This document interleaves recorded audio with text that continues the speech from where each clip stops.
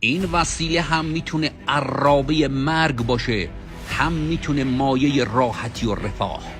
در تاریخ 8 اردیبهشت 87 فریمبرز مرادی، یکی از بهترین فوتبالیست های تیم ملی که برای سرویس این وسیله به پشت بام رفته بود، آب و برق قاطی میکنه و در دم جونش رو میگیره.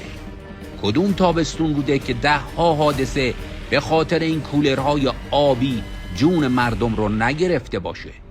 این کلیپ رو من فقط به خاطر انسانیت یادآوری میکنم.